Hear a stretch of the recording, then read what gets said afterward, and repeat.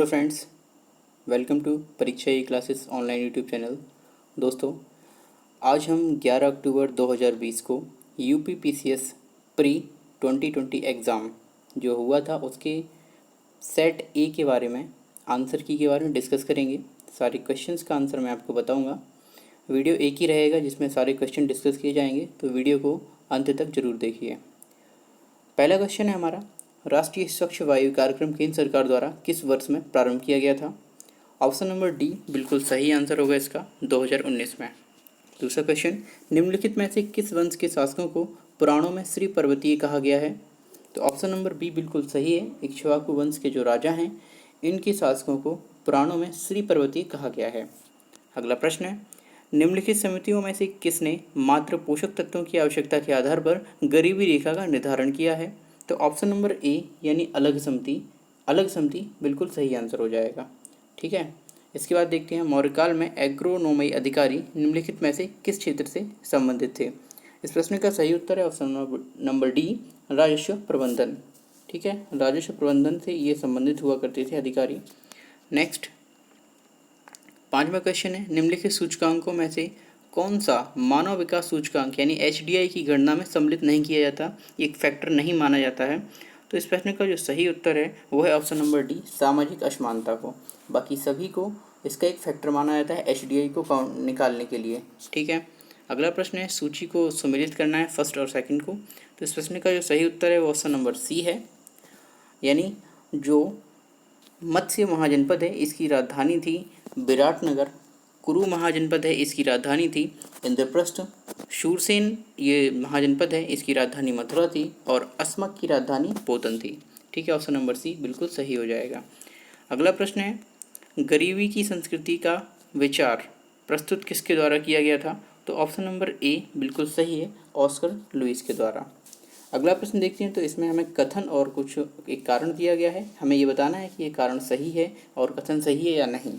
तो चलिए अगला प्रश्न, पहला कथन है, हमें चोलों के विषय में उनके पूर्ववर्ती राजवंशों की अपेक्षा अधिक जानकारी है, और इसका कारण है चोल शासकों ने मंदिरों की दीवारों पर अभिलेख उत्कीर्ण करने का चलन प्रारंभ किया जिसमें उनकी विजयों के ऐतिहासिक विवरण दिए जाते थे। तो इसमें से सही उत्तर कौन सा है? तो ऑप्शन नंबर ए बिल्कुल सही है। ए और आर दोनों ही यहाँ पर सही हैं, और जो आर यानी रीजन है, कारण है, वो इस कथन का सही व्याख्या करता है। चलिए अगला प्रश्न है, 20वीं सदी के 80 के दशक में मध्य विकास के नकारात्मक पक्षों पर विस्तार से चर्चा की गई, निम्नलिखित में से कौन सा एक उनमें महत्वपूर्ण नहीं था? तो ऑप्शन नंबर 9, ये प्रश्न है, ये प्रश्न विवादित है इसलिए मैं अभी इसे छोड़ रहा हूँ, ये इस प्रश्न को बाद में देखेंगे हम। अगला प्रश्न है, निम्नलिखित में से किस भारतीय पुरातत्ववेत्ता ने पहली बार भीमबेटका गुफा को देखा और उसके शैल चित्रों के प्रागैतिहासिक महत्व को खोजा? तो इस प्रश्न का जो सही उत्तर है वो ऑप्शन नंबर सी, बी.एस. वाकंकर, इन्होंने भीमबेटका गुफा को देखा है। ठीक है, सबसे पहले उसके जो प्रागैतिहासिक महत्व शैल चित्रों के उनको भी खोजा। उत्तर प्रदेश के ऐसे कुल शहर कितने हैं जो स्मार्ट सिटी योजना से आच्छादित हैं? ऑप्शन नंबर इसका बॉम्बे हो जाएगा, बिल्कुल सही आंसर। 12 शहर जो हैं उत्तर प्रदेश के वो स्मार्ट सिटी योजना में शामिल किए गए हैं। अगला प्रश्न देखते हैं, प्रश्न नंबर 12, सूची को फिर से मिलाना है। इसमें हड़प्पा सभ्यता के कुछ स्थलों के नाम हैं और वो किस क्षेत्र में स्थित हैं इनके बारे में लिखा हुआ है। तो इस प्रश्न का जो सही उत्तर है वो ऑप्शन नंबर डी होगा, जिसमें बालू, इसकी जो ये है हमारा हरियाणा में पाया जाता है। इसके बाद हमारा मांडा है ये जम्मू कश्मीर में, पाड़दी हमारा गुजरात में है, और हुलास उत्तर प्रदेश में। ठीक है, अगला प्रश्न है 13वां, वर्ष 1987 में संयुक्त राष्ट्र में पर्यावरण से संबंधित एक प्रतिवेदन की प्रस्तुति के उपरांत धारणीय विकास यानी सस्टेनेबल डेवलपमेंट पर चर्चा आरंभ हुई, वह प्रतिवेदन क्या था? तो इस प्रश्न का जो सही उत्तर है option number B, our common future. ये आवर कॉमन फ्यूचर इसका एक प्रतिवेदन हो जाएगा। ठीक है, ऑप्शन नंबर क्वेश्चन नंबर 14 पे देखते हैं, मुल्तान के सूर्य मंदिर का उल्लेख हुइनसांग, आबुजईद, अल मसूदी तथा अल बरूनी ने किया है, और दूसरा सांबपुर यात्रोत्सव सूर्य पूजा से संबंधित था। तो इस प्रश्न का जो सही उत्तर है ऑप्शन नंबर सी, 1 और 2 दोनों ही ये सही हो जाएंगे। ठीक है, अगला प्रश्न है, अटल नवोन्मेषण मिशन AIM किस विभाग की पहल है। तो इस प्रश्न का जो सही उत्तर है वो है option number B, NITI Aayog, यानी नीति आयोग द्वारा इस पहल को शुरू किया गया था। अगला प्रश्न है, भारत सरकार द्वारा 1919 में ILO यानी इंटरनेशनल लेबर ऑर्गेनाइजेशन के वाशिंगटन सम्मेलन में मजदूरों का प्रतिनिधि के रूप में किसे भेजा गया था? तो इस प्रश्न का जो सही उत्तर है वो है NM जोशी। चलिए अगले प्रश्न पर। वर्ष 1962 में प्रकाशित पुस्तक साइलेंट स्प्रिंग, जिससे विश्व के पर्यावरणीय आंदोलन को गति मिली, इसके लेखक कौन है? तो इस प्रश्न का जो सही उत्तर है वो है रेचल कार्सन। रेचल कार्सन, ठीक है। अगला प्रश्न है, एक्सला सपेल 1748 की संधि के संदर्भ में निम्नलिखित कथनों में से कौन सा सही है? ये बताना है हमें कौन सा कथन सही है। तो इस प्रश्न का जो सही उत्तर वो हो जाएगा हमारा, पहले तो प्रथम कर्नाटक की युद्ध की समाप्ति के बाद ये हुई थी, बिल्कुल ठीक है। फिर इसके बाद अंग्रेजों को इस संधि के पश्चात मद्रास पुनः प्राप्त हो गया था, ये भी सही है। तो ऑप्शन नंबर सी, ए और सी, दो, एक और दो दोनों, ठीक है। अगला प्रश्न है, समन्वित बाल विकास परियोजना के अंतर्गत निम्नलिखित में से कौन सा एक सम्मिलित नहीं है? तो इस प्रश्न का जो सही उत्तर है वो ऑप्शन नंबर डी, परिवार नियोजन, यानी परिवार नियोजन को एक इसका भाग नहीं बनाया गया है। अगला प्रश्न देखते हैं, फिर से हमें सूची 1 और 2 को सम्मिलित करना है, जिसमें कुछ अधिनियम हैं जो किस सन में पारित किए गए ये बताना है। तो इस प्रश्न का जो सही उत्तर है वो ऑप्शन नंबर डी ही हो जाएगा। देखते हैं, भारतीय शस्त्र अधिनियम ये है, ये आया था हमारा 1878 में। शाही पद अधिनियम ये 1876 में, और भारतीय उच्च न्यायालय अधिनियम 1861 में, और भारतीय विवाह विच्छेद अधिनियम 1869 में। प्रश्न का उत्तर ऑप्शन नंबर डी बिल्कुल इसका सही हो जाएगा। अगले प्रश्न की ओर चलते हैं। इसमें भी सूची को सम्मिलित करना है, जिसमें कुछ सभ्यता हैं और समाज हैं, उनके बारे में दिया गया है किस चीज़ की इसमें प्रचलन हुआ करता था। इस प्रश्न का जो सही उत्तर है वो ऑप्शन नंबर डी ही होगा। सिंधु घाटी सभ्यता कैसी थी? एक नगरीय सभ्यता थी। उत्तर वैदिक समाज एक कृषक समाज था, कृषि करने लगे थे लोग। ऋग्वैदिक काल में चारागाह भी उपलब्ध हो गया था, और मध्यकाल की बात करें तो ये जमींदारी प्रथा यहाँ से आरंभ हो गई थी। नेक्स्ट प्रश्न की बात करेंगे, सिक्किम का भारत में विलय किसने किया था? इस प्रश्न का सही उत्तर है लॉर्ड डलहौजी। उत्तर प्रदेश के कानपुर और लखनऊ नगर किस भारतीय जनगणना वर्ष में 10 लाख ही नगर बने, यानी इन कानपुर और लखनऊ नगर की जनसंख्या 10 लाख हो चुकी थी, ये कौन से जनगणना वर्ष हैं? तो इस प्रश्न का जो सही उत्तर है वो ऑप्शन नंबर सी, क्रमशः 1971 और 1981 में। कानपुर में 1971 में, और लखनऊ नगर की जनसंख्या 81 में 10 लाख के पार पहुंची। अगला प्रश्न है, निम्नलिखित नेताओं में से कौन द्वितीय गोलमेज सम्मेलन में भाग नहीं लिया था? तो इस प्रश्न का जो सही उत्तर है ऑप्शन नंबर डी है, इसमें डॉक्टर राजेंद्र प्रसाद ने भाग नहीं लिया था, ठीक है। अगला प्रश्न है, सूची को फिर से मिलाना है 1 और 2 से। जजमानी, बाराबलूट, मिरासी और अडाडी, इनको इनके जो सही उत्तर है उनसे मिलाना है। तो इसका जो सही उत्तर है प्रश्न का वो है ऑप्शन नंबर डी, यानी जजमानी उत्तर भारत से रिलेटेड है, और ऑप्शन नंबर बी का हो जाएगा 3। बाला जो वलूट है ये महाराष्ट्र से है, मिरासी ये तमिलनाडु से है, और अडाडे कर्नाटका से। अगला प्रश्न, फिर से हमें सूची को सम्मिलित करना है पुस्तकों और उनके लेखक से। तो इस प्रश्न का जो सही उत्तर है वो हो जाएगा ऑप्शन नंबर ए, जिसमें क्या कहा गया है, द स्टोरी ऑफ माई रिपोर्टेशन ये लाला लाजपत राय की पुस्तक है।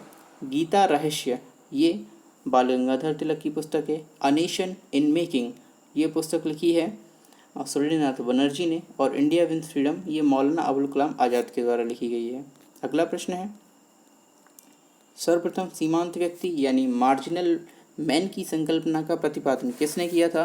तो ऑप्शन नंबर ए बिल्कुल सही है, रॉबर्ट ई पार्क। इसके पश्चात 28वां क्वेश्चन है, निम्नलिखित में से कौन 1755 में डिंडीगल मैसूर में एक आधुनिक शस्त्रागार की स्थापना की थी? या कौन किया, किसने होगा? इस प्रश्न का जो सही उत्तर है वो option number B, Haidar Ali. निम्नलिखित में से कौन सा एक वन्य प्राणियों के विलुप्तीकरण का प्रमुख कारण नहीं है? तो ये जंगलों में आग लगा देना ये एक प्रमुख कारण नहीं होता है वन्य प्राणियों के विलुप्तीकरण का। ऑप्शन नंबर क्वेश्चन नंबर 30 का देखें, तो इसमें भी हमें कथन और कारण दिए हैं, और ये सेटिस्फाई करते हैं या नहीं ये बताना है। तो इस प्रश्न का जो सही उत्तर है वो है ऑप्शन नंबर वी, ए और आर, यानी कथन क्या कहता है, ब्रिटिश सरकार ने भारत के अलग अलग भागों में भू राजस्व की अलग अलग व्यवस्था लागू की थी। हाँ की थी, ये भी सही है, और इससे भारतीय किसानों में अलग अलग वर्ग बन गए। ये रीजन तो सही है, पर ये रीजन इस कथन का सही व्याख्या नहीं करता है, इसलिए ऑप्शन नंबर बी बिल्कुल सही हो जाएगा। अगला प्रश्न है, भारत में अगस्त 2020 में निम्नलिखित स्थानों में से कहाँ पर रेल संग्रहालय को समर्पित किया गया? ऑप्शन नंबर ए यानी कि हुबली, जो कि कर्नाटक में है, इस प्रश्न का सही उत्तर है। अगला प्रश्न, निम्नलिखित ग्रंथों पर विचार कीजिए और उनको कालक्रमानुसार व्यवस्थित कीजिए। यानी किस काल में, यानी कि किस समय कौन सी चीज़ हुई थी, क्रम के अनुसार बताना है, उनके समय के अनुसार। ऑप्शन नंबर डी बिल्कुल सही होगा, जिसमें सबसे पहले किताबुल हिंद का लिखी गई, इसके पश्चात पृथ्वीराज रासो को लिखा गया, इसके पश्चात तबकात ए नासरी, और इसके बाद फतवाए जहांदारी को लिखा गया। तो 3, 2, 4, 1 इसका सही क्रम हो जाएगा। नेक्स्ट क्वेश्चन, जुलाई 2020 में निम्नलिखित में से कौन सा मंगल मिशन का प्रक्षेपण करने वाला पहला अरब राष्ट्र हुआ? तो यूएई इस प्रश्न का बिल्कुल सही उत्तर होगा, संयुक्त अरब अमीरात, ठीक है, जिसे हम यूएई कहते हैं, यूनाइटेड अरब अमीरात। नेक्स्ट, 1687 में औरंगजेब ने गोलकुंडा के किले पर अधिकार किया, उस समय गोलकुंडा का शासक कौन था? ये इस प्रश्न का जो सही उत्तर है वो है अबुल हसन कुतुब शाह, बिल्कुल सही उत्तर। नेक्स्ट, अगला प्रश्न है, भारत के निम्नलिखित पड़ोसी देशों में से किसने 2020 में सोशल मीडिया के लिए मुफ्त इंटरनेट सेवा पर प्रतिबंध लगाया है? तो ऑप्शन नंबर डी बिल्कुल सही है, बांग्लादेश ऐसा देश है जिसने फ्री इंटरनेट सेवा पर प्रतिबंध लगा दिया है, जो सोशल मीडिया के लिए यूज किया जाता था। इन कथनों में बताना है कौन सा सही कौन सा गलत। तो इस प्रश्न का जो सही उत्तर है वो है ऑप्शन नंबर ए, केवल एक बिल्कुल सही होगा। अकबर ने लड़कों और लड़कियों की विवाह की आयु निर्धारित करने का प्रयास किया था। अकबर ने लड़कियों को अभिभावकों के दबाव से अलग स्वयं की इच्छा से विवाह करने की स्वतंत्रता दी थी? नहीं, ये गलत हो जाएगा, केवल एक सही है। अगला प्रश्न है, इंडिया आइडिया समिट 2020 के संबंध में निम्नलिखित कथन में से कौन सा सही है और कौन सा नहीं? तो इसे भारत अमेरिका व्यापार परिषद द्वारा वस्तुतः 22 जुलाई 2020 को आयोजित किया गया था, बिल्कुल सही है। और इसका विषय या थीम भारत का सशक्तिकरण था, तो ये थीम इसकी नहीं थी, इसलिए केवल एक बिल्कुल सही हो जाएगा। अगला प्रश्न है, सूची को फिर से मिलान करना है, कौन से अधिकारी को कौन सा कर्तव्य दिया गया था, कौन सा कार्य दिया गया था। तो सबसे पहले देखें तो दीवान ए तन इनको दिया गया था जागीर एवं वेतन को देखना, ठीक है। इसके बाद है जो नेक्स्ट मुस्तारफी, इनको कौन सा काम दिया गया था? इनको राज्य की आय व्यय का निरीक्षण करना होता था। इसके बाद मुशर्रिफ होते थे जो कार्यालय को संभाला करते थे, और वकियानवीस जो होते थे वो प्रमुख घटनाओं व फरमानों को सूचीबद्ध किया करते थे। तो ऑप्शन नंबर बी इस हिसाब से सही हो जाएगा, क्योंकि ए का थर्ड है, ये ऑप्शन नंबर बी में हो जाएगा। नेक्स्ट, उत्तर प्रदेश मंत्रिमंडल ने 29 जुलाई 2020 को निम्नलिखित नगरों में से किस में राष्ट्रीय विधि विश्वविद्यालय की स्थापना का अनुमोदन किया है? तो इस प्रश्न का जो बिल्कुल सही उत्तर है वो है ऑप्शन नंबर डी, प्रयागराज विश्वविद्यालय। ओके, प्रयागराज में, किस शहर में? प्रयागराज में। नेक्स्ट, निम्नलिखित में से कौन सा सही सुमेलित नहीं है, यानी कोई एक है जो सही सुमेलित नहीं है? तो देखते हैं, शेख मोइनुद्दीन चिश्ती इनकी दरगाह अजमेर में है, बिल्कुल सही है। शेख बुरहानुद्दीन गरीब इनकी दरगाह दौलताबाद में है, बिल्कुल ठीक। शेख मोहम्मद हुसैनी इनकी गुलबर्गा में है, बिल्कुल ठीक है। और शेख निजामुद्दीन औलिया मुल्तान, ये गलत है, इनकी जो दरगाह है ये मुल्तान में नहीं है, इसलिए ये क्वेश्चन आंसर हमारा सही हो जाएगा। नेक्स्ट, भारत के युवा कार्यक्रम और खेल मंत्री ने 25 जुलाई 2020 को घोषणा किया है कि वर्ष 2021 में चौथा खेलो इंडिया यूथ गेम्स की मेज़बानी किया जाएगा। तो ये हरियाणा द्वारा ये मेज़बानी की जाएगी। इस प्रश्न का सही उत्तर हो जाएगा ऑप्शन नंबर ए। अगला देखते हैं 42, निम्नलिखित में से किस मुगलकालीन नहर का निर्माण फिरोज शाह की रजवाह को पुनर्जीवित करके किया गया? तो इस प्रश्न का जो सही उत्तर है वो है ऑप्शन नंबर बी, साहाब नहर को, ठीक है। अगला प्रश्न, निम्नलिखित में से कौन सा भारतीय फुटबॉल क्लब न्यूयॉर्क के टाइम स्क्वायर स्थित नेस्डॉक के बिलबोर्ड पर 29 जुलाई 2020 को जगह प्राप्त करने वाला अकेला फुटबॉल क्लब बना? तो इस प्रश्न का जो सही उत्तर है वो है मोहन बागान। नेक्स्ट, निम्नलिखित में से कौन किताब ए नौरस नामक पुस्तक का लेखक था? तो इस प्रश्न का जो सही उत्तर होगा वो होगा option number A, Ibrahim Adil Shah द्वितीय।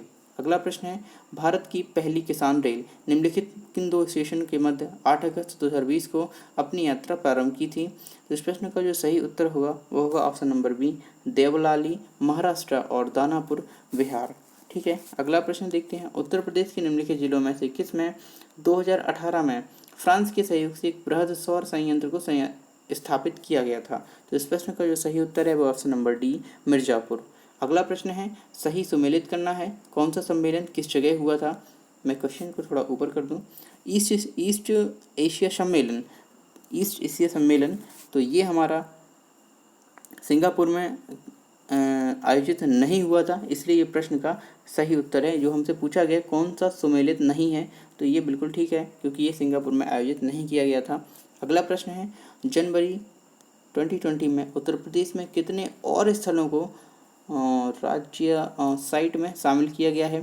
तो इस प्रश्न का जो सही उत्तर है वो है ऑप्शन नंबर बी, यानी 6 और राज्यों को साइट में शामिल किया गया है। नेक्स्ट 49वां क्वेश्चन है, भारत के निम्नलिखित राज्यों में से किसमें कोविड-19 अवधि में पहली बार ई लोक अदालत प्रारंभ हुई? तो इस प्रश्न का सही उत्तर है छत्तीसगढ़, जहां पर ई लोक अदालत का शुरुआत किया गया। निम्नलिखित जनजातियों में कौन सा भारत के अंडमान और निकोबार द्वीप समूहों की मूल निवासी नहीं है? तो इस प्रश्न का जो सही उत्तर है वो ऑप्शन नंबर बी, रेंगमा। अगला प्रश्न है, भारत सरकार द्वारा जुलाई 2020 में बाघों की गणना 2018 पर जारी विस्तृत प्रतिवेदन के संदर्भ में निम्नलिखित कथन और कथनों में से कौन सा सही है? तो इस प्रश्न का जो सही उत्तर है वो देखेंगे। पहले कथन, भारत में विश्व की कुल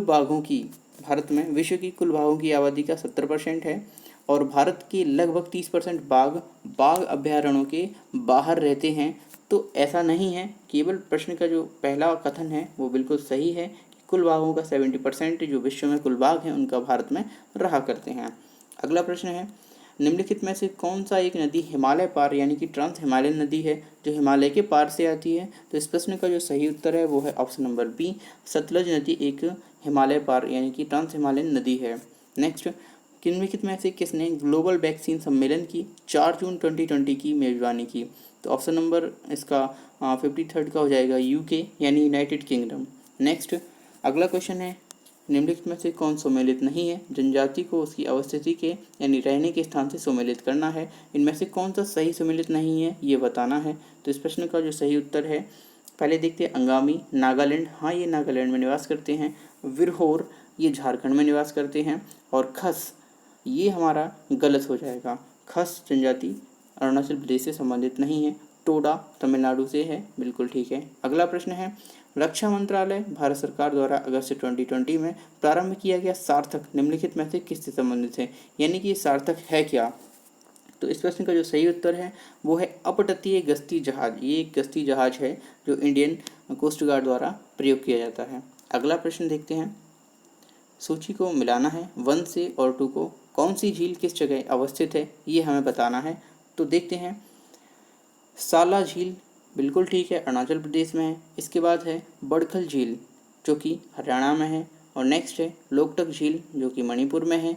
और नेक्स्ट है कालीबेली झील जो कि तमिलनाडु में है। तो इस प्रश्न का सही उत्तर ऑप्शन नंबर ए बिल्कुल ठीक हो जाएगा। अगला प्रश्न है, निम्नलिखित में से किस राज्य सरकार ने पशु किसान क्रेडिट कार्ड योजना का प्रारंभ वर्ष 2020 में किया है? तो इस प्रश्न का जो सही उत्तर है वो है हरियाणा।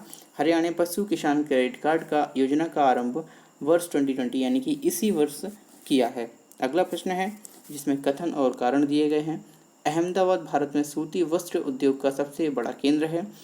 क्या ये कथन सही है? तो ए गलत है, नहीं बिल्कुल नहीं है। अगला इसका जो हम कारण देखते हैं, कारण में लिखा है अहमदाबाद भारत के प्रमुख कपास उत्पादन क्षेत्रों में स्थित है, इसलिए इसे कच्चा माल की कोई समस्या नहीं है। तो क्या यह सही है? ये रीजन इसका सही है, बिल्कुल ठीक है। अगला प्रश्न देखते हैं, 27 जुलाई 2020 को भारत के प्रधानमंत्री ने निम्नलिखित में से किस स्थान पर कोविड-19 परीक्षण के लिए 3 नई भारतीय चिकित्सा अनुसंधान परिषद ICMR उच्च श्रेणी परीक्षण प्रयोगशालाओं का वस्तुतः उद्घाटन किया था? इस प्रश्न का जो सही उत्तर है वो कोलकाता, नोएडा और दिल्ली में। अगला प्रश्न है,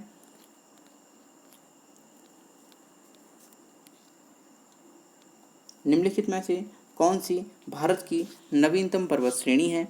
यह हमें बताना है। तो भारत की नवीनतम पर्वत श्रेणी है वो है ऑप्शन नंबर ए, हिमाद्री श्रेणी, ठीक है। अगला प्रश्न है, उत्तर प्रदेश के निम्नलिखित में से किस हवाई अड्डे को भारत के केंद्रीय मंत्रिमंडल ने 24 जून 2020 को अंतर्राष्ट्रीय दर्जा प्रदान किया है? तो इस प्रश्न का जो सही उत्तर है वो है ऑप्शन नंबर डी, कुशीनगर हवाई अड्डा। अगला प्रश्न है, सूची को सम्मिलित करना है। तो इस प्रश्न में देखते हैं, इंद्रावती छत्तीसगढ़ राज्य में राष्ट्रीय उद्यान है। और इसके बाद हमारा मोल्लेम है जो कि गोवा में है, कौलेसर है वो हमारा कलेसर है वो हरियाणा में है, और बेतवा हमारा झारखंड में है। ये राष्ट्रीय उद्यानों के नाम हैं। उसी हिसाब से ऑप्शन नंबर ए बिल्कुल सही हो जाएगा। अगला प्रश्न है, निम्नलिखित में से किस देश को वर्ष 2020 और 2021 और 2022 के लिए संयुक्त राष्ट्र सुरक्षा परिषद के अस्थायी सदस्य के रूप में जून 2020 में नहीं चुना गया है? तो इस प्रश्न का जो सही उत्तर है वो है कनाडा। चलिए अगले प्रश्न की ओर चलते हैं। अगला प्रश्न है, निम्नलिखित में से कौन सा सही सम्मिलित नहीं है, ये हमें बताना है। तो इसमें कहते हैं, खनिज और उत्खनन शहर, किस शहर में कौन सा खनिज उत्खनित किया जाता है? तो देखिए ऑप्शन नंबर इसका सी बिल्कुल सही होगा, जिसमें 1 और 3 यानी कि ये सही सम्मिलित नहीं है। तांबा चित्रदुर्ग में नहीं मिलता है, और तीसरा है मैग्नीशियम भीलवाड़ा में नहीं मिलता है। अगले प्रश्न की ओर चलते हैं। Question number 65। तो 29 जुलाई 2020 को भारत के केंद्रीय मंत्रिमंडल द्वारा स्वीकृत नई राष्ट्रीय शिक्षा नीति के संबंध में निम्नलिखित कथनों पर विचार कीजिए। यह डॉक्टर कस्तूरी रंगन की अध्यक्षता वाली समिति द्वारा तैयार की गई थी। ये बिल्कुल सही है। नेक्स्ट, यह विगत 38 वर्ष से लागू पिछली शिक्षा नीति को बदल देगी। क्या ये सही है और गलत? ये सही नहीं है, ये बदलेगी नहीं, उसमें बस सुधार करेगी। तो ऑप्शन नंबर ए बिल्कुल सही हो जाएगा। अगला प्रश्न है, कश्मीर घाटी स्थित है। तो कश्मीर घाटी ऑप्शन नंबर बी सही हो जाएगा, पीर पंजाल और हिमाद्री पर्वत श्रेणियों के मध्य में स्थित है। अगला प्रश्न है, निम्नलिखित में से किस राज्य संघ और राज्य क्षेत्र द्वारा 7 अगस्त 2020 को विद्युत चालित वाहन नीति की घोषणा की गई है? तो ऑप्शन नंबर सी बिल्कुल सही है, दिल्ली के द्वारा ये घोषणा की गई है। अगला प्रश्न है, यमुना नदी की निम्नलिखित सहायक नदियों पर विचार कीजिए और उन्हें पश्चिम से पूर्व की ओर क्रम में व्यवस्थित कीजिए।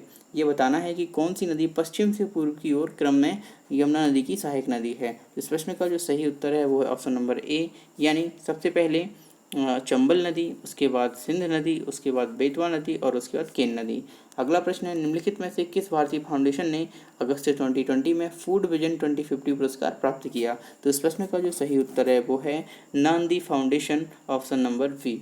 अगला प्रश्न है, निम्नलिखित में से कौन सा एक सही सुमेलित नहीं है? जो सही सुमेलित नहीं है वही हमें बताना है। तो इसमें देखते हैं, लौह देश और लौह खनिज उत्पादक क्षेत्र, इनके बारे में बताया गया है। तो कजाकिस्तान कारागांडा बिल्कुल ठीक है, और नेक्स्ट यूक्रेन क्रिवोई राग बिल्कुल ठीक है, और जर्मनी नॉर्मेंडी नहीं, यहाँ पर नॉर्मेंडी नहीं उत्पादित किया जाता है, और यहाँ का उत्पादक क्षेत्र नॉर्मेंडी नहीं है जो लौह उत्पादित करता हो। फ्रांस में पायरेनीज है, यहाँ पर भी लौह खनिज का उत्पादन किया जाता है। अगला प्रश्न है, तो ऑप्शन नंबर सी इस प्रश्न का बिल्कुल सही उत्तर होगा। अगला प्रश्न है, कोलकाता बंदरगाह से अगरतला के लिए पहली बार मालवाहक जहाज जुलाई 2020 में बांग्लादेश के निम्नलिखित में से किस बंदरगाह से होकर भेजा गया था? तो इस प्रश्न का जो सही उत्तर है वो है ऑप्शन नंबर डी, बांग्लादेश का जो चट्टोग्राम और चिटगांव जो बंदरगाह है वहाँ से इसे भेजा गया था। विश्व के निम्नलिखित प्रदेशों में से किस में खट्टे रसीले फलों का उत्पादन बहुत अधिक विकसित है? तो इस प्रश्न का जो सही उत्तर है वो है ऑप्शन नंबर सी, भूमध्य सागरीय प्रदेशों में खट्टे रसीले फलों का उत्पादन बहुत विकसित होता है। नेक्स्ट, पृथ्वी विज्ञान मंत्रालय भारत सरकार द्वारा जुलाई 2020 में निम्नलिखित में से किसे पृथ्वी प्रणाली विज्ञान में लाइफ टाइम उत्कृष्टता का पुरस्कार प्रदान किया है? इस प्रश्न का जो सही उत्तर होगा वो है अशोक साहनी जी को यह लाइफ टाइम उत्कृष्टता पुरस्कार प्रदान किया गया है। अगला प्रश्न जिसमें सूची को सम्मिलित करना है 1 और 2 से, तो इसमें उष्णकटिबंधीय चक्रवात और किस देश में आते हैं ये दिया गया है। ये क्वेश्चन काफ़ी फेमस है, ये इस प्रश्न से आपकी एसएससी में भी काफ़ी प्रश्न पूछे जाते हैं। चलिए देखते हैं, बैग्यो ये बैग्यो कहाँ पर होती है? ये फिलीपाइंस में होती है। बैग्यो कहाँ पर? फिलीपाइंस में आते हैं चक्रवात। और नेक्स्ट इसके बाद है विली विलीज जो कि ऑस्ट्रेलिया में है। इसके बाद है हैरिकेन जो कि चाइना में आते हैं। इसके बाद है आपके टाइफून, ये चाइना में आते हैं। और इसके बाद हैरिकेन है वो आते हैं, और इस प्रश्न को हम दोबारा से डिस्कस कर लेते हैं।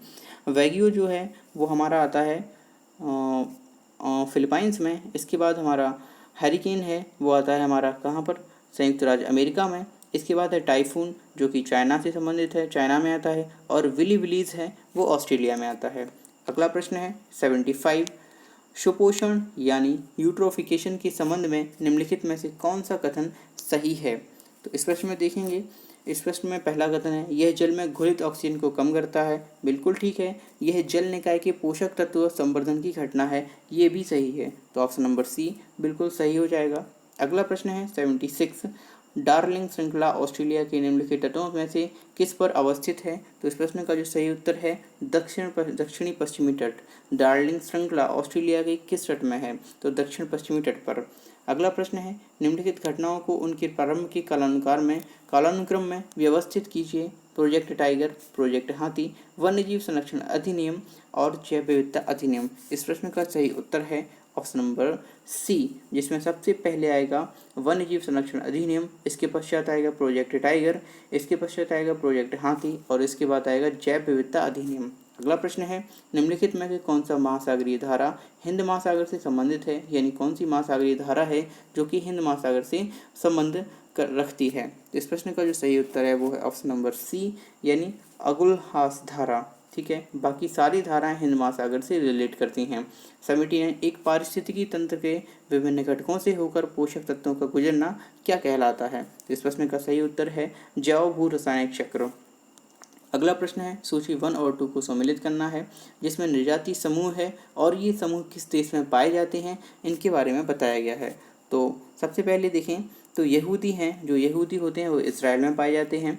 नेक्स्ट टैडा, ये लीबिया में पाए जाते हैं। इसके बाद जो बेचा हैं वो ईरान में पाए जाते हैं। और ये जो लुर नृजातीय समूह है ये हमारा मिस्र में पाया जाता है। तो इस प्रकार इस प्रश्न का सही उत्तर हो जाएगा D4312। अगला प्रश्न है भारत में मिट्टी बचाओ आंदोलन कहाँ से प्रारंभ हुआ था। तो इस प्रश्न का सही उत्तर है डी, होशंगाबाद मध्य प्रदेश से भारत में मिट्टी बचाओ आंदोलन। अगला प्रश्न है 82, निम्नलिखित में से कौन सा एक सम्मिलित नहीं है। ये देश हैं और उनकी राजधानी के नाम दिए हैं। तो ये प्रश्न देखते हैं। मोरक्को, रबाट बिल्कुल सही है। इसके बाद ट्यूनीशिया, ट्यूनिस ये भी सही है।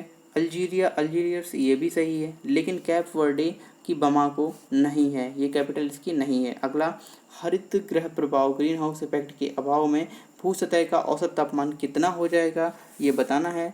तो इस प्रश्न का जो सही उत्तर है वो है ऑप्शन नंबर बी, -18 डिग्री। अगला प्रश्न है दक्षिण अफ्रीका का पोस्ट मासू वर्ग और उसका समीपवर्ती क्षेत्र निम्नलिखित में से किस खनिज का उत्पादक है। तो इस प्रश्न का जो सही उत्तर है वो होगा ऑप्शन नंबर सी, यानी मैग्नीज का।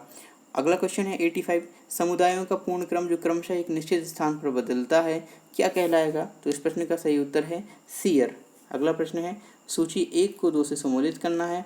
इनमें कुछ पर्वतों के नाम हैं जो किस देश में पाए जाते हैं ये बताना है। तो चलिए देखते हैं। सबसे पहले एटलस है वो मोरक्को में पाया जाता है। एटलस पर्वत मोरक्को में पाया जाता है।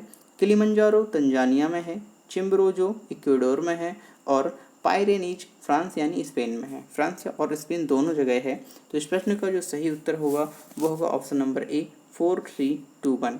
अगला प्रश्न है निम्नलिखित में से कौन से प्राकृतिक पदार्थ में Fe यानी कि लोहा विद्यमान होता है। तो इस प्रश्न का जो सही उत्तर है वह ऑप्शन नंबर डी, मायोग्लोबिन। यहाँ पर आपको Fe मिल जाएगा। मलेशिया में किंटा घाटी किस चीज़ के लिए प्रसिद्ध है। तो मलेशिया की जो किंटा घाटी है वो टिन के उत्पादन के लिए प्रसिद्ध है और टिन का जो प्रदर्शित चिन्ह होता है वो होता है SN। नेक्स्ट अगला क्वेश्चन है 89, जीन के भीतर अनुक्रम आधार में परिवर्तन क्या कहलाता है। तो इस प्रश्न का सही उत्तर है उत्परिवर्तन। नेक्स्ट निम्नलिखित में से किन देशों से होकर भूमध्य रेखा नहीं गुजरती है। गैबोन, सोमालिया, भूमध्य रेखीय गिनी और रवांडा। इस प्रश्न का जो सही उत्तर है वो option number D, Rwanda.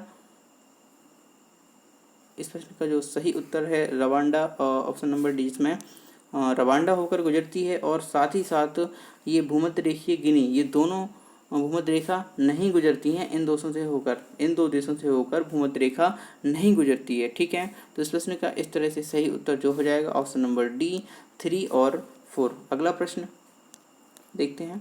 Fire alarm में निम्नलिखित में से किसका उपयोग किया जाता है। तो फायर अलार्म में निम्नलिखित में से किसी भी चीज़ का उपयोग नहीं किया जाता है। सेल का कोई काम नहीं है, सौर सेल का भी नहीं और पानी का भी नहीं।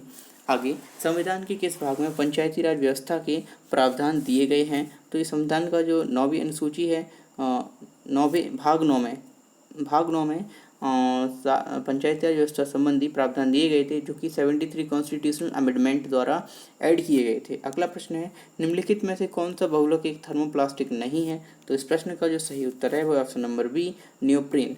भारतीय संघात्मक व्यवस्था में तृतीय तल कब जोड़ा गया? तो इस प्रश्न का सही उत्तर है ऑप्शन नंबर सी। अगला प्रश्न है, मानव शरीर में प्रोटीन का पाचन निम्नलिखित में से किस अंग में प्रारंभ होता है? इस प्रश्न का सही उत्तर है ऑप्शन नंबर डी, आमाशय। अगला प्रश्न है, निम्नलिखित में से कौन सा संविधान के अनुच्छेद 3 के तहत संसद के एक कानून द्वारा संभव नहीं है? तो इस प्रश्न का जो सही उत्तर है ऑप्शन नंबर डी, यानी नए राज्यों का प्रवेश, नए राज्यों का गठन, ठीक है, अनुच्छेद 3 के तहत किया जा सकता है। नेक्स्ट, राज्यों के क्षेत्रों में परिवर्तन भी किया जा सकता है और राज्यों की सीमाओं में परिवर्तन, परंतु नए राज्यों का जो प्रवेश है वो अनुच्छेद 3 के तहत नहीं आता है। अगला प्रश्न है, मानव आहार में पॉलिश किए हुए चावल के उपयोग से निम्नलिखित में से कौन सा रोग हो जाता है? यदि आप पॉलिश किए हुए चावल का उपयोग करेंगे तो आपको वेरी रोग की से सामना करना पड़ेगा। अगला प्रश्न है, निम्नलिखित में से कौन से पदाधिकारियों को हटाने में संसद की कोई भूमिका नहीं होती है? तो इस प्रश्न का जो उत्तर है वो डी सही है। केवल जो तीसरा पद अध्यक्ष संघ लोक सेवा आयोग का जो है, इनको हटाने के लिए संसद की कोई भूमिका नहीं होती है, इन्हें हटाया जा सकता है राष्ट्रपति के द्वारा। अगला प्रश्न है, निम्नलिखित में से कौन सा विटामिन मनुष्य में रक्त के जमाने के लिए जिम्मेदार होता है? तो इस प्रश्न का जो सही उत्तर है वो है ऑप्शन नंबर ए, विटामिन के रक्त को जमाता है, जिसे हम फाइब्रोनिजिन बन जाता है और रक्त को जमा दिया जाता है। इसके बाद पंचायतों के लिए कराए जाने वाले सभी निर्वाचनों के संचालन का अधीक्षण, निर्देशन और नियंत्रण निहित होता है। ऑप्शन नंबर डी, राज्य निर्वाचन आयोग के ये अधिकार क्षेत्र में होता है कि कब आपको चुनाव करवाने हैं पंचायत के और कब इनका नियंत्रण रखना है। अगला प्रश्न है, मानव मस्तिष्क के बारे में निम्नलिखित कथनों पर विचार कीजिए। मस्तिष्क से हृदय गति को नियंत्रित रखने के लिए उत्तरदायी है। दूसरा कथन है, यह शरीर के संतुलन के लिए उत्तरदायी होता है। तो पहला और दूसरा दोनों ही ये कथन सही हो जाते हैं, इसलिए ऑप्शन नंबर सी बिल्कुल सही आंसर होगा। अगला प्रश्न है, निम्नलिखित में से कौन सा एक सम्मिलित नहीं है? और अनुच्छेद और उसके जो लिखे हुए हैं सामने, इनको मिलाना है, कौन सा एक सही सम्मिलित नहीं है ये बताना है। अंतर्राज्यीय परिषद अनुच्छेद 283 में इनका वर्णन है, बिल्कुल ठीक है। वित्त आयोग 280 में इनका वर्णन है, बिल्कुल ठीक है। प्रशासनिक न्यायाधिकरण 323 का आर्टिकल में भी ये है, बिल्कुल ठीक है। और संघ लोक सेवा आयोग, परंतु 315 में संघ लोक सेवा आयोग का वर्णन नहीं किया गया है। अगला प्रश्न है, निम्नलिखित में से कौन सा पदार्थ वृक्ष से प्राप्त किया जा सकता है? तो इस प्रश्न का जो सही उत्तर है ऑप्शन नंबर ए, हींग को वृक्ष से प्राप्त किया जाता है। भारतीय संविधान का कौन सा अनुच्छेद केंद्रीय सतर्कता आयोग का वर्णन करता है? तो इस प्रश्न का जो सही उत्तर है वो है निम्नलिखित में से कोई नहीं, उपरोक्त में से कोई नहीं, ठीक है। अगला प्रश्न है, केंद्रीय सतर्कता आयोग का वर्णन ये इनमें से कोई भी अनुच्छेद नहीं करता है। अगला प्रश्न है, नीचे दो कथन दिए गए हैं जिनमें से एक को कथन ए तथा दूसरे को आर कहा गया है, आपको बताना है इस कथन में से। तो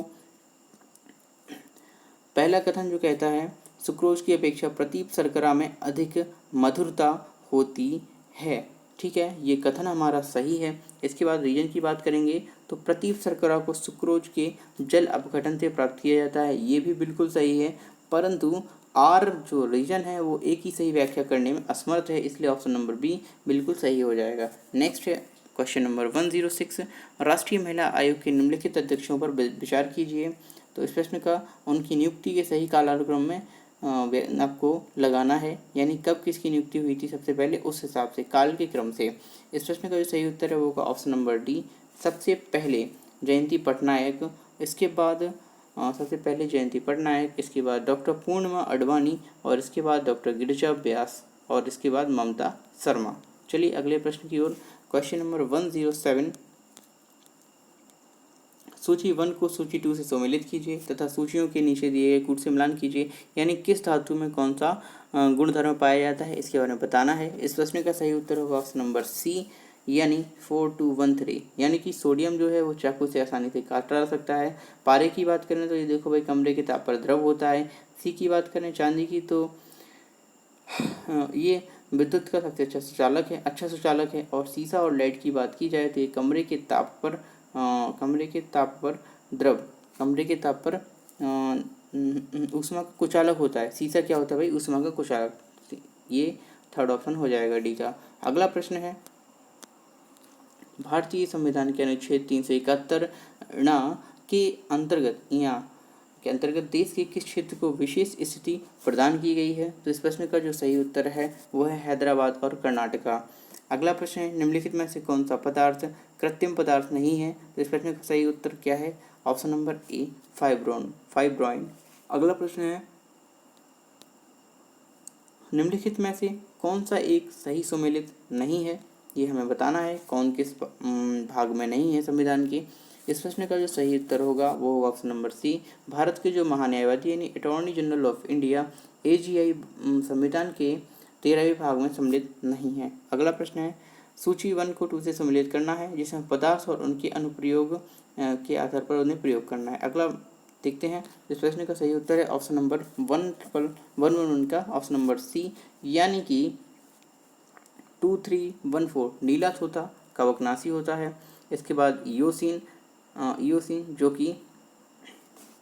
जो कि ऑप्शन नंबर थर्ड है, ईओसिन यानी लाल स्याही होती है। इसके बाद है सिल्वर, तो सिल्वर जो होती है वो होता है कृत्रिम वर्षा सिल्वर आयोडाइड से। और जिंक फास्फाइड जो होता है वो कृंतक नासी यानी रोडेंट नासी कहलाता है। अगला प्रश्न है 112, भारतीय संसद की सबसे बड़ी समिति कौन थी? लोक लेखा समिति, प्राक्कलन समिति, लोकोपक्रम समिति और याचिका समिति। इस प्रश्न का जो सही उत्तर है वो है प्राक्कलन समिति, जो भारत की संसद की सबसे बड़ी समिति थी। नीति आयोग द्वारा दिसंबर 2019 में जारी सतत विकास लक्ष्यों भारत सूचकांक 2019-20 पर जारी रिपोर्ट के अनुसार उत्तर प्रदेश को निम्नलिखित वर्णों में से किस में वर्गीकृत किया गया है? इस प्रश्न का जो सही उत्तर है वो है ऑप्शन नंबर बी, अच्छा प्रदर्शन यानी कि परफॉर्मर। ठीक है। अगला प्रश्न है, भारतीय संविधान के कौन से अनुच्छेद नागरिकता से संबंधित हैं? तो भारतीय संविधान का जो अनुच्छेद 5 से लेकर 11 तक हैं वो भारतीय नागरिकता से संबंधित हैं। और जो 1 से लेकर 4 तक हैं वो भारत के राज्य और राज्यों की संघ से संबंधित है। अगला प्रश्न है, निम्नलिखित उत्तर प्रदेश में से निम्नलिखित शहरों में कौन सा और से विरासत शहर विकास और वृद्धि योजना हृदय के अंतर्गत शामिल किए गए हैं? तो इस प्रश्न का जो सही उत्तर होगा वो होगा ऑप्शन नंबर सी, यानी मथुरा और वाराणसी दोनों को ही विरासत शहर विकास और वृद्धि योजना यानी हृदय के अंतर्गत शामिल किया गया है। अगला प्रश्न है, नीचे दिए गए कथन और कारण में। चलिए ठीक है। पहला कथन है, भारतीय राजनीतिक व्यवस्था की प्रकृति में निरंतरता एवं परिवर्तन के तत्व मूर्त रूप में पाए जाते हैं। ठीक है, ये कथन हो गया। इसका रीज़न है, भारतीय राजनीतिक व्यवस्था में निम्न राजनीतिक कार्यशैलियों जैसे आधुनिक शैली, परंपरागत शैली तथा संत शैली के तत्व समाहित हैं। इस प्रश्न का जो सही उत्तर होगा ऑप्शन नंबर ए, यानी कि कथन और रीजन दोनों ही सही हैं और जो रीजन है वो एक ही सही व्याख्या कर रहा है। नेक्स्ट क्वेश्चन है 117, प्रजनन के प्रतिस्थापन स्तर तक पहुंचने के लिए जनसंख्या की कुल प्रजनन दर TFR क्या होनी चाहिए, ये बताना है। तो इस प्रश्न का जो सही उत्तर है ऑप्शन नंबर सी, 2.1। राज्यों में मुख्यमंत्री सहित मंत्रिपरिषद में मंत्रियों की न्यूनतम संख्या क्या हो सकती है? आपको यहाँ पर न्यूनतम संख्या पूछी गई है, तो न्यूनतम संख्या बताएंगे 12। अगला प्रश्न है, भारत में गरीबी के अनुमान हेतु निम्नलिखित में से कौन सा और कौन सी विधियों का प्रयोग किया जा रहा है? इस प्रश्न का जो सही उत्तर होगा वो है ऑप्शन नंबर डी, प्रति व्यक्ति आय द्वारा। अगला प्रश्न है, प्रति व्यक्ति आय द्वारा। इस प्रकार से इस प्रश्न का जो सही उत्तर होगा, मैं आपको बता दूं, गरीबी के अनुमान हेतु कौन सा विधियों का प्रयोग किया जा रहा है? सिर गणना विधि, बिल्कुल ठीक है ये भी। इसके बाद कैलोरी ग्रहण, ये भी सही है। पारिवारिक उपभोग व्यय, ये भी सही है। और प्रतिदिन व्यक्ति आय, ये भी सही है। इस प्रकार ऑप्शन नंबर डी 1 2 3 4 पूरी तरह सही हो जाएगा। भारत के सर्वोच्च न्यायालय ने संविधान के आधारभूत ढांचे के सिद्धांत को कब स्पष्ट किया था? तो ये इस प्रश्न का जो सही उत्तर है वो है केशवानंद भारती वाद 1973 में, जो केरल के निवासी थे। आयुष्मान भारत योजना के संदर्भ में निम्नलिखित में से कौन सा कथन सत्य है? ठीक है, यह योजना प्रति व्यक्ति 5 लाख रुपए का मुफ्त स्वास्थ्य बीमा प्रदान करती है। अगला कथन है, इस योजना में होने वाले व्यय में केंद्र और राज्यों की भागीदारी 60-40 होनी चाहिए। इस प्रश्न का जो सही उत्तर है वह ऑप्शन नंबर बी, केवल 2 बिल्कुल इसका सही है। अगला प्रश्न, निम्नलिखित में से कौन एक सही सम्मिलित नहीं है। अनुच्छेद 34 समान न्याय एवं निःशुल्क विधिक सहायता, या फिर 40 में है ग्राम पंचायतों का गठन, और 44 में है समान नागरिक संहिता, और 48 में है न्यायपालिका का कार्यपालिका से पृथककरण। इस प्रश्न का जो सही उत्तर होगा वो होगा ऑप्शन नंबर डी, अनुच्छेद 48। अगला प्रश्न देखते हैं।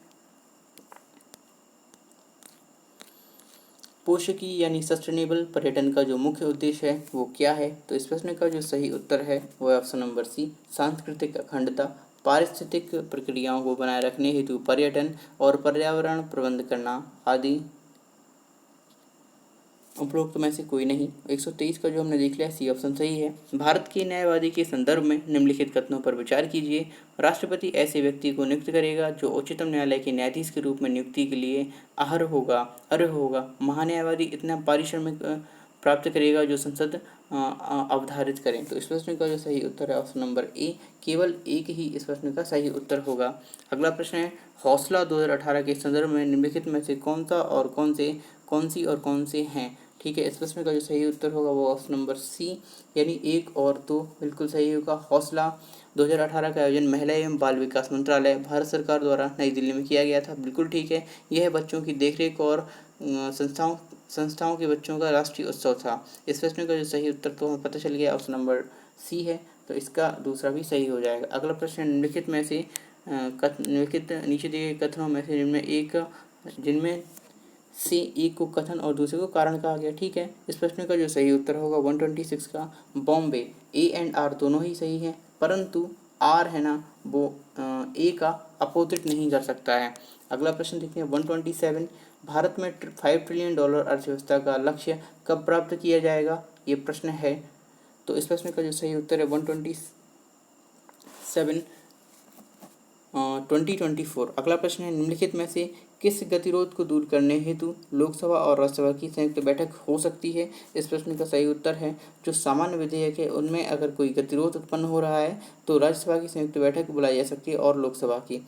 अगला प्रश्न है, मानव गरीबी सूचकांक HPI की अवधारणा मानव विकास रिपोर्ट 1997 में प्रस्तुत की गई, लेकिन मानव विकास रिपोर्ट ने इसे बहुआयामी गरीबी सूचकांक यानी MPI द्वारा निम्नलिखित में से किस वर्ष में प्रतिस्थापित कर दिया गया?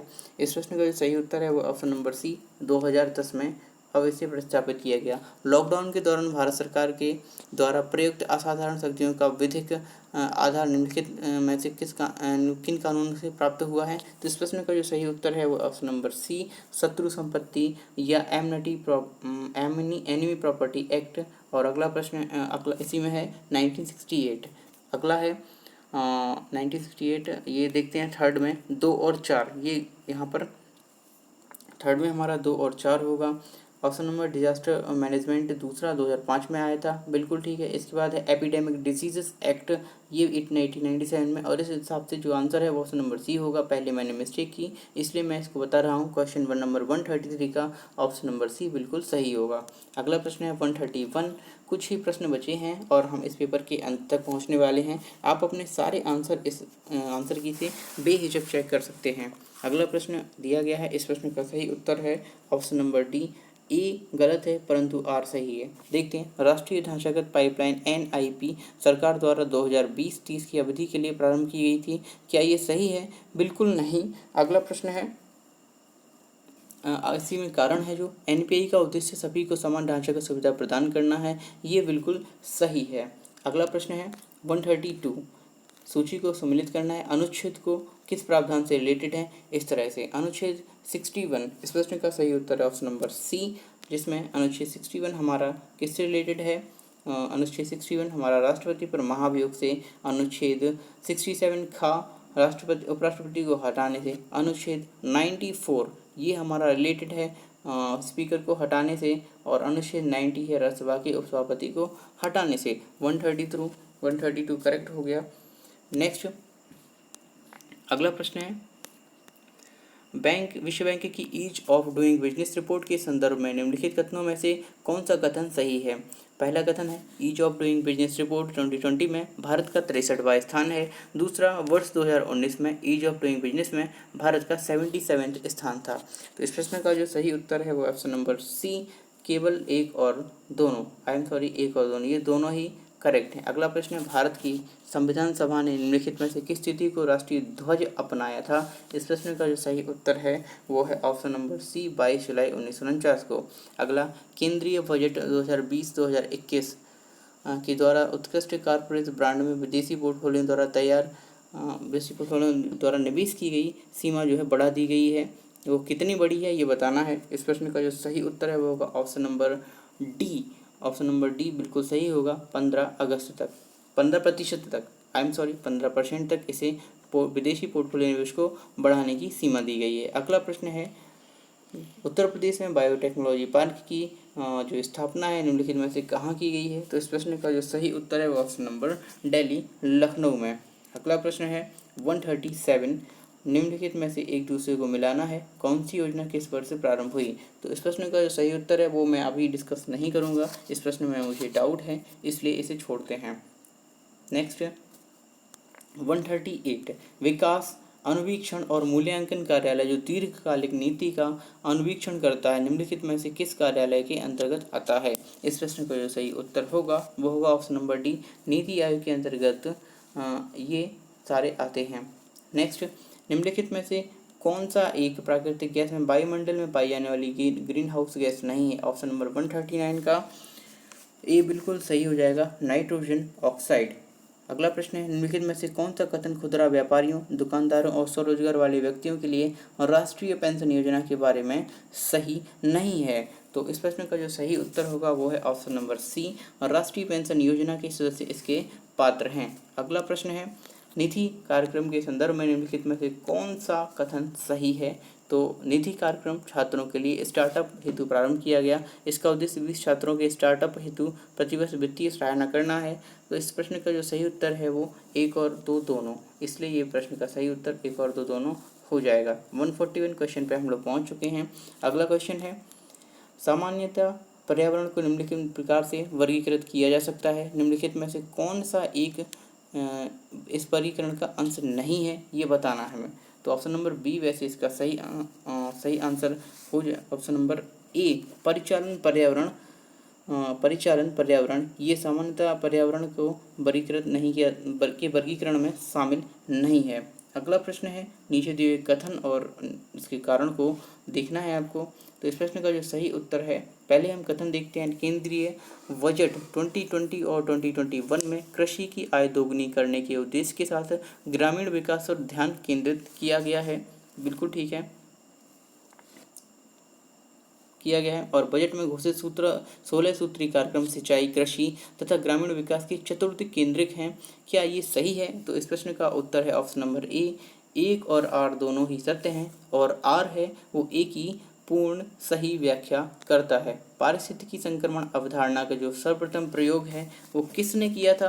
तो इस प्रश्न का जो सही उत्तर है ऑप्शन नंबर बी, बिल्कुल ठीक है, वैने द्वारा। ट्रैवल एंड टूरिज्म प्रतियोगितात्मक सूचकांक TTCI किसके द्वारा जारी किया जाता है? तो इस प्रश्न का जो सही उत्तर है ऑप्शन नंबर सी, विश्व आर्थिक मंच द्वारा, वर्ल्ड इकोनॉमिक फोरम द्वारा, WEF द्वारा। अगला प्रश्न है, निम्नलिखित में से कौन सा वैश्विक तापवृद्धि यानी ग्लोबल वार्मिंग का प्रभाव है? तो इस प्रश्न का जो सही उत्तर है ऑप्शन नंबर दिल्ली प्रवाल